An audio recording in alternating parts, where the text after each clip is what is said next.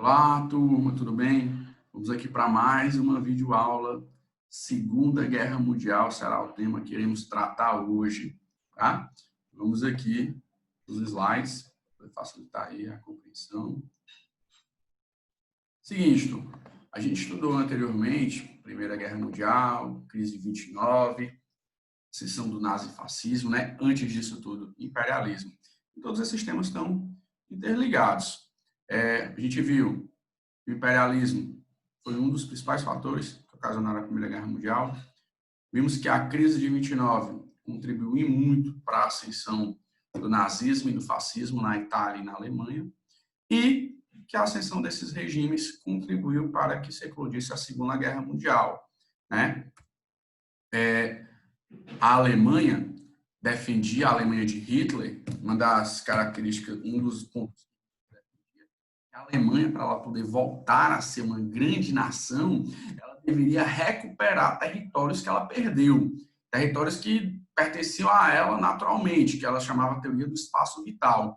Recuperar territórios significava invadir países, simples assim. E aí o que acontece? Hitler, quando chega ao poder, quando tem início o Terceiro Reich, ele começa a descumprir pontos do Tratado de Versalhes, ou seja, o exército alemão ultrapassa os 100 mil homens, o limite era 100 mil, ultrapassa, a Alemanha volta a produzir armas, né? A Alemanha, ela invade alguns territórios, começa a invadir territórios, e os países olharam isso sem dizer nada, né? A Liga das Nações, que havia sido criada, não disse nada. Então, em 36, Hitler invade a Renânia, em 38 ele invade a Áustria, em 38 ele invade a Tchecoslováquia, e finalmente em 39 ele invade a Polônia. Quando ele invade a Polônia, é que de fato tem início a Segunda Guerra, tá? Qual vai ser a estratégia adotada por Hitler? É interessante que antes disso, os ingleses se reuniram com Hitler para perguntar ao Hitler, essas invasões, você está pensando o quê, né?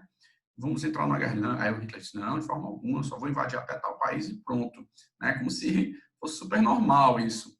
Só que Hitler tinha um plano expansionista imenso, e aí ele queria dominar toda a Europa. O que acontece? A estratégia adotada por Hitler na Segunda Guerra Mundial, pelos alemães, pelos nazistas, vai ser a Blitzkrieg. O que é isso? É a guerra relâmpago, onde primeiro eles mandavam os portas-aviões que bombardeavam ali a cidade, o país, né? Bombardeando bases, né? Hospitais, pontos estratégicos.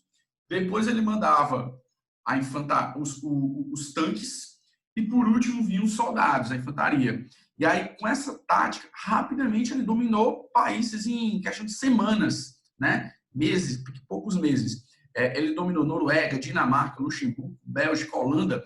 Outros ele não precisou dominar porque permaneceram neutros, né? E acataram ali, apoiaram, entre aspas, o regime nazista. É o caso, por exemplo, da Espanha e de Portugal. Hitler, ele era um estrategista. Então, perceba aqui, ó. Rapidamente, nós temos aqui Germany, a Alemanha, né? Você percebe aqui, vai marcar. Alemanha. E aí ela foi rapidamente dominando todos esses territórios aqui. A Itália era aliada, Portugal e Espanha permaneceram neutras, e aí ela rapidamente dominou isso. Hitler precisava, agora ele tinha como inimigo a União Soviética, no leste, e a França, no oeste.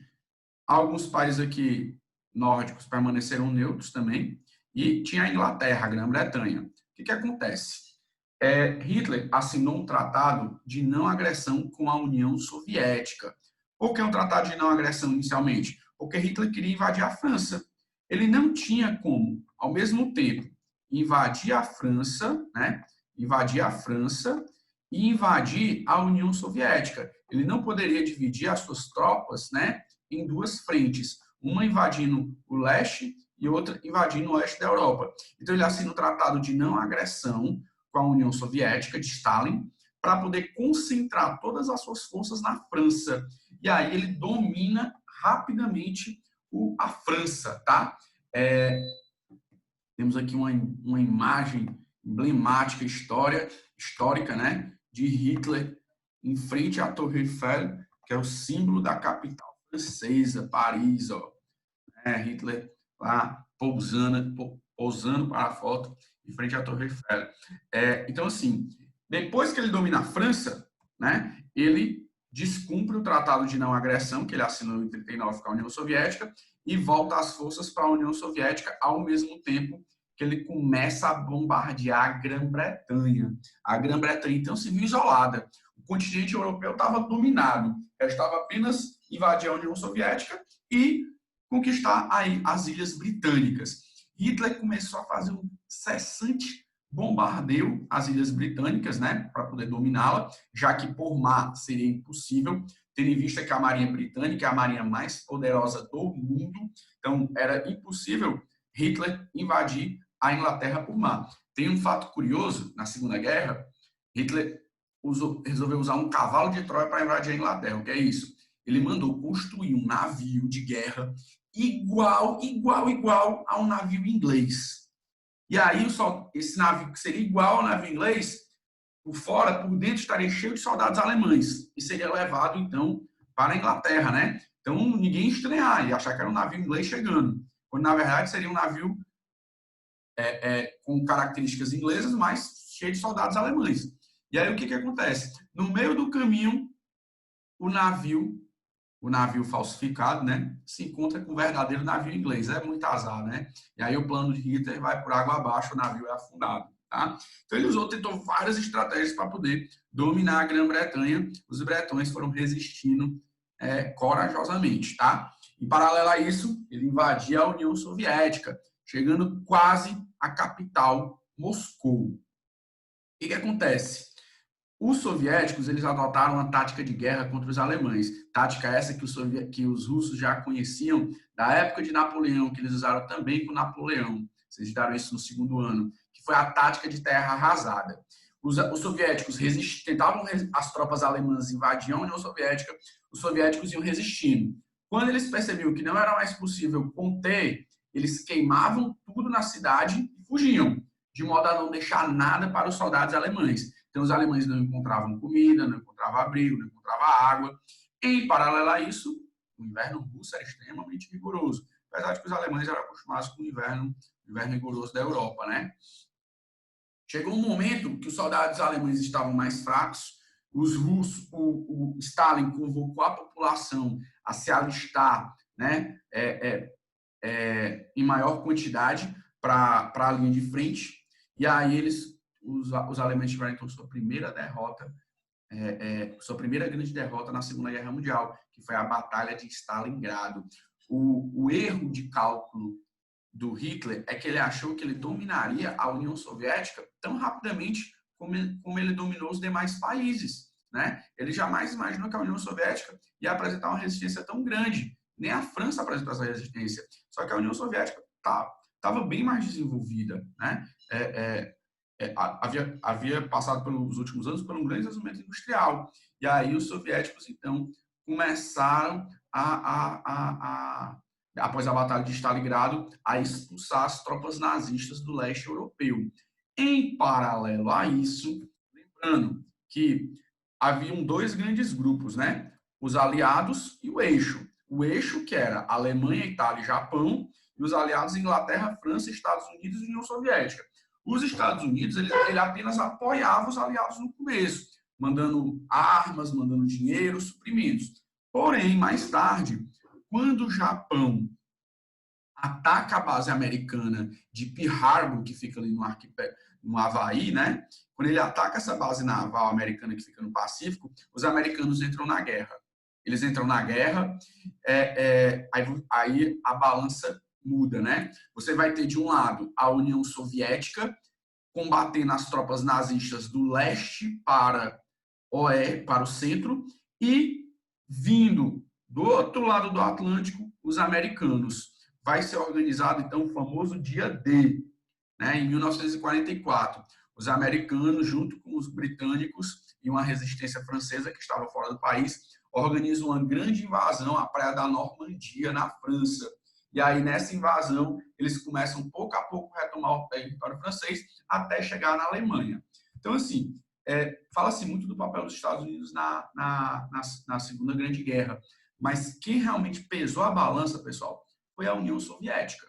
Tanto é que a primeira grande batalha, grande derrota que Hitler sofreu, foi contra a União Soviética, a Batalha de Stalingrado, entendeu? De leste, quem veio sozinho do leste para o centro, derrotando as tropas nazistas, foram os soviéticos. Tá? Agora, de oeste para centro, foi Estados Unidos, junto com França e os bretões, a Grã-Bretanha, tá certo? Até que em 7 de maio de 45, a Alemanha se rende. Quando a Alemanha se rende, o Hitler, ele jamais iria se entregar. Ele comete suicídio, né? Ele e toda a sua família, e antes de ser morto, ele pede, né, para o soldado que taque fogo no corpo dele depois que ele morresse, para não deixar nada para os inimigos, ok? Benedito Mussolini, na Itália, tenta fugir, mas depois é capturado e enforcado, ok? Pela resistência italiana. Aqui são imagens do dia D, da invasão à Praia da Normandia, na França, ok? Quem gosta aí de jogar videogame, né? Call of Duty, medalha de honra, é a fase mais difícil do jogo, essa. Aí, pessoal, alguns fatos foram descobertos logo quando a guerra acabou. Hitler, para poder financiar a guerra, ele fez uma perseguição implacável aos judeus. Nós estudamos isso quando falamos do nazismo, né? Hitler culpava os judeus pela derrota da Alemanha na Primeira Guerra. Então, Hitler, ele fez com que a população alemã tivesse um ódio grande aos judeus. Por que ele cultuou esse ódio aos judeus? Para depois justificar a perseguição a eles. A partir do momento que a população alemã passou a ter esse sentimento hostil para com os judeus, Hitler começa a perseguir os judeus, né? Tomando seus bens. Os judeus são extremamente ricos, são conhecidos por terem bastante dinheiro, né? Ele toma os bens dos judeus, usa esse dinheiro para financiar a guerra e usa os judeus também como mão de obra, como força de guerra, né? Os judeus, eles vão ser levados inicialmente para guetos, que são bairros onde eles vão virar cercados, privados de suas coisas, e depois vão ser levados para campos de concentração, onde eles vão ficar lá, vão trabalhar e vão realizar trabalhos forçados e vão ser mortos também. Muitos judeus, milhares de judeus foram mortos na Segunda Guerra Mundial, vítimas nos campos de concentração, também chamados de campos de extermínio. Existia, inclusive, um plano para exterminar todos os judeus da Europa, né? Tudo isso baseado numa ideologia antissemita, tá? Então, assim, tem vários filmes que vocês podem assistir que contam um pouco dessa história. A Lista de Schindler, O Menino do Pijama Listrado, são grandes filmes conhecidos, né? Filmes excelentes que a gente pode compreender um pouco mais sobre o que foi o Holocausto, que foi essa morte de milhares de judeus e a vida deles nos campos de concentração.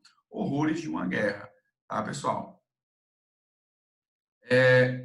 Quando a guerra acaba, vai haver uma conferência em Potsdam, em 1945. Nessa conferência, os grandes líderes das nações, né, vencedoras, no caso aqui, Churchill na Inglaterra, o presidente norte-americano, e Stalin, pela União Soviética, eles vão decidir o que fazer com a Alemanha. A Alemanha, então, pessoal, ela vai ser dividida em 4 áreas de influência. Nesse mapa aqui não aparece, mas era assim: a Alemanha Oriental ficou sob o controle da União Soviética, a Alemanha Ocidental ficou sob o controle da França, Inglaterra e Estados Unidos. Em resumo, um lado ficou a Alemanha Ocidental, é o lado capitalista, e a Alemanha Oriental é o lado socialista. Tá? Por que isso? Por que esse controle? Os países vencedores precisavam exercer um controle ali na Alemanha pós-guerra para evitar que o nazismo reacendesse. Não era simplesmente derrotar o Hitler e pronto. Tinha que mudar todo o aparato que o Hitler fez, né? E evitar que o nazismo reacendesse lá. Então, as tropas se fixaram lá no pós-guerra, tá? Foi criado também o Tribunal de Nuremberg, onde o alto comando nazista seria julgado, e foi criado também a ONU, que é a Organização das Nações Unidas, que teria o papel de manter a paz mundial, tá? Seguinte, turma, depois da Alemanha já derrotada, a Itália derrotada, os Estados Unidos, para poder dar um recado para o mundo, principalmente para a União Soviética, ele soltou 2 bombas atômicas nas cidades japonesas de Hiroshima e Nagasaki. O Japão já estava quase derrotado na guerra, mas os Estados Unidos, para poder fazer uma demonstração de força, o que foi um verdadeiro absurdo, soltou essas bombas em 2 cidades japonesa, a cidade de Hiroshima e a cidade de Nagasaki. Foram mais de 200 mil mortos, né, num único ataque, entendeu? Então, assim, foi um verdadeiro absurdo. Hoje em dia é proibido produzir armas nucleares e tem toda uma campanha para que os países que as possuem se desfaçam delas, né? O que acontece? Saldo aí da guerra, mais de 50 milhões de mortos decorrentes só da Grande Guerra, fora as mortes não contabilizadas, fora as mortes nos campos de concentração, que foram milhares também. Ok, turma? Galera, espero que vocês tenham entendido, tá? Quando acabar a Segunda Guerra, duas potências vão emergir, Estados Unidos, representando o capitalismo, e a União Soviética, representando o socialismo. E aí, isso é tema da nossa próxima aula, que é a Guerra Fria. Show? Aula essa que já está disponível também no nosso canal. É isso, turma. Grande abraço. E aí, não se esqueçam, os Estados Unidos vai emergir como grande potência econômica e a União Soviética também. É por isso que os Estados Unidos apoiam tanto a guerra, porque nas guerras os Estados Unidos ganham muito dinheiro, né? É um verdadeiro absurdo isso, tá certo? É isso. Valeu, pessoal. Até mais.